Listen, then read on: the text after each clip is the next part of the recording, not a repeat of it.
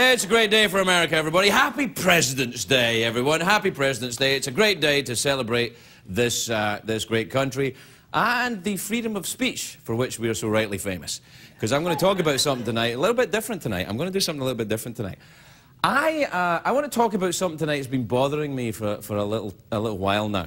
Now, you know, if you've ever seen this show before, I know that's not everybody, but I know that if you've ever seen this show before, you know that I make fun of people on this show. I make fun of a lot of people on this show. Now, a couple of months ago, Kevin Costner got himself into some kind of bother, and I made fun of him in the monologue. And then a couple of weeks later, I meet him at this event, and I could tell he was angry at me. I could tell that. But he also, I was talking to him, he's a very polite man and a gentleman, and I could see him in his eyes. He made a decision to not go after me, just to be polite and nice and stuff. And I kind of freaked me out, because it kind of personalised it for me. Up until then, this guy was there with his wife and his kids and stuff, and I was like kind of ragging on him on television. I'm like, ugh, I don't know if I feel good about this. And it was the look in his eye that bothered me, and I began to think, at what price am I doing this stuff? And I started to think about the effect it was having on real people, and it's been needling at me a little bit ever since. Now, I'm as guilty as sin about this. I mean, I made fun of the lady astronaut wearing the diapers when she was driving. That is clearly funny. That is clearly a funny thing. But at the same time, then the mugshot comes in, and I go, this woman's in trouble. She needs help. And then I'm thinking, I don't know how good I feel about this. And I need to do stuff that I feel comfortable with. I want to be able to be funny, but I want to be able to get some sleep. So, and I don't just do this job for the money, I assure you, which is handy, because there isn't much in it. But now, I remember it's been happening in the press and the media recently, and particularly in the so-called news outlets, the way the media is looking at the world.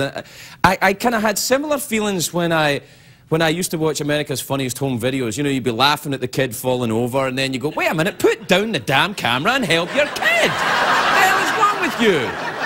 And I think we're kind of holding the camera, and people are falling apart. People are dying. That Anna Nicole Smith woman, she died. No, it's not a joke. You know, it stops being funny. That she's got a 6-week-old kid or 6-month-old kid. What the hell is that? You know, and I'm starting to feel uncomfortable about making fun of these people. And for me, comedy should have a certain amount of joy in it. It should be about us attacking the powerful people, attacking the politicians and the Trumps and the blowhards and going after them.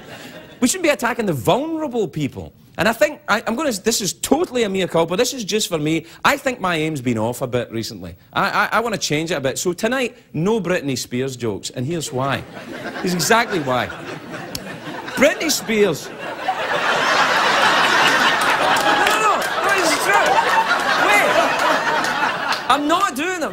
Listen, when the kind of weekend she had, she was checking in out of rehab, she was shaving her head, getting tattoos. That's what she was doing this weekend. This Sunday, I was 15 years sober. So I looked at her weekend, and I looked at my own weekend, and I thought, you know, I'd rather have my weekend. But what she's going through reminds me of what I was doing. It's an anniversary, you start to think about it. It reminds me of where I was 15 years ago, when I was living like that. Now, I'm not saying Britney Spears is an alcoholic. I don't know if she's an alcoholic or not. But she clearly needs help. And now, what I do here is I speak for myself. There's speculation. There's always speculation if you're on television about somebody's behind it, there's a corporation, the production people. There's not. This is me, all right? It's me and you, right? I'm trying to be honest with you. I'm not an expert on alcoholism or anything else, but I am an expert on my own story. I was there when it happened. Well, I was present.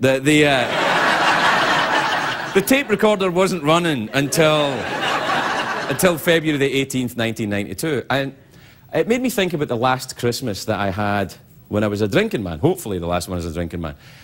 I was in a terrible mess. I wasn't shaving my head and getting tattoos. I saved that for later. I got that for my midlife crisis. But when I got sober, I was a bit older than Britney. I was 29. And Christmas morning, before I got sober, I had been on an all-night bender. And I woke up in a room above a bar. I'd been in that pub the night before. It was Christmas Eve. I was going to have a drink and then go home. I was in London. I was going to go to Scotland, but, you know, the one thing led to another. I stayed in the room above a pub, you know. And I woke up on Christmas morning, and I was, you know, I was soaked in my own urine. At least I think it was mine. I can't be certain. I couldn't say with total honesty that it was my urine. I didn't have it tested, is what I'm saying. I hope to this day it was mine. Anyway, I woke up that morning. Now, this is the mind of an alcoholic. I woke up that morning, Christmas morning, and I thought, you know, I can't do this anymore. I'm going to kill myself today. I'm going to do it today. And what I did was, I thought, I made a plan as I'm getting myself together. I thought, I'll go down to Tower Bridge in London, which is the one that goes, you know, that one, and I'll swan dive to my death. I don't know how to swan dive, but I was going to do it. And I thought, by showing, you know, by doing this, I'll show them. I didn't even know who they were, but I was going to show them. I was desperate. I was desperately confused and desperately twisted and turned upside down by whatever the hell was going on in my head. You know, and on the way out of the bar, you know, Tommy, the barman that I'd been drinking with, you know, he was kind of playing around at the bar. He was getting drinks together at the bar in the morning. Now, he had slept behind the bar all night. I'm not saying he's an alcoholic, but he slept behind the bar all night. He was an Irish fella, Tommy, and he said to me, "Where are you going?" And I didn't want to cause a fuss and say, well, you know, I'm going to go to Tower Bridge this one day and kill myself. So I said, I'm going home. And he said, to Scotland? I said, yeah. He said, well, there's no transport. It's Christmas. You can't get a bus. The planes aren't running. You can't go anywhere. I said, just let me go, Tommy, will you? And he said, well, before you go, have a glass of sherry for Christmas morning. And I said, oh, all right, all right. So he poured me the type of glass of sherry that only an alcoholic would pour you, a venti sherry, they would call it in Starbucks.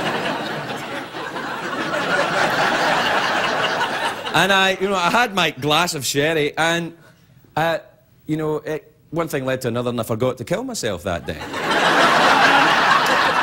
Here's the important point. The alcohol saved my life. I was self-medicating. I'm an alcoholic. I needed alcohol. I needed something, you know. And from that point on, until February the 18th the following year, it's all a bit foggy. You know, I would wake up and play. I was on a wild bender. I was doing stand-up gigs, apparently. I wish we had tapes of that. I'm sure they were hilarious. Anyway, on the day I finally decided to stop, I called a friend of mine who had disappeared out of the pub world and gotten sober. You know, there was scuttlebutt about him in the bars. And I called him up and I said, I need help. And he said, yeah, I've been expecting this call. And he got me into a rehab.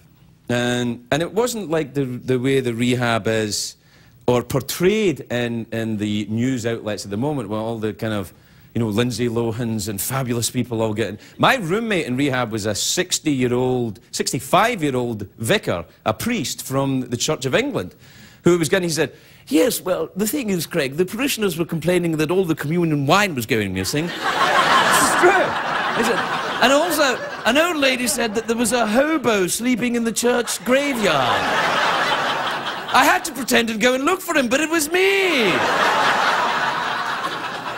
And so what happened is, I stuck with it. I was in. Now, there is a myth that goes around popular culture, I think, right now as well, which is that alcoholism can be cured by a 28 stint in rehab. I'm sorry to annoy the censors, but that is horse. That is horse.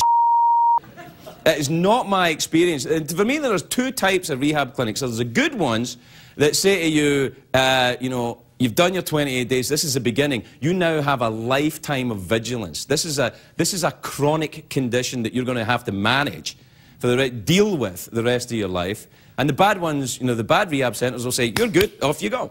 You know, the Reverend Ted Haggard, for example, when he gets out of the rehab and is cured of his gayness, this is clearly an unscrupulous bunch of people running that rehab.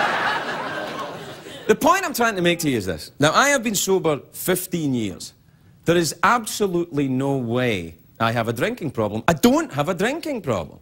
I can get one fast, but I don't have a drinking problem. I have a thinking problem.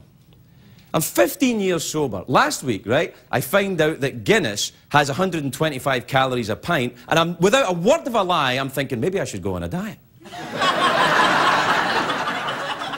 That's clearly insane. What Guinness did to me, and I'm thinking, well, it's only 125 calories. What can possibly go wrong? I want to make something clear to you. I'm not advocating temperance. I'm not advocating that. I'm saying this is for me. You know, if I could drink, I would drink, but I can't. You can't say, you know, to kids, drink responsibly. You can say to me, drink responsibly, and I'll say, I'll try. But I can't. Certain types of people can't drink. I'm one of them.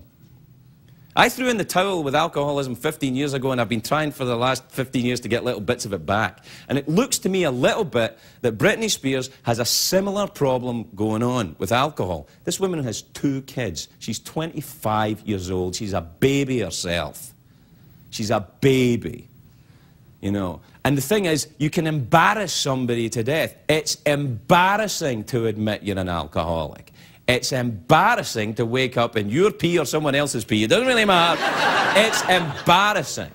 Now, I'm not absolving this woman of her behaviour. I'm not. You have to be responsible for your actions, sick or well. You have to be responsible for your actions. You just have to be. All of us are accountable. You have to be. If you have, God forbid you have a kidney problem, you don't go into dialysis. It's your responsibility to somehow get yourself to dialysis. It's your responsibility to deal with the condition that you have in whatever way you can. Now, all of us in America and in Scotland and anywhere I've ever been in my life, everybody knows an alcoholic. They're either they've worked for one, or they have one work for them, they have a parent or a sibling or a child. Everybody. There's not one of us. It does a friend. God forbid some of you poor people are married to them. You know what it's like. Now, I have found this. You can't beat it with money.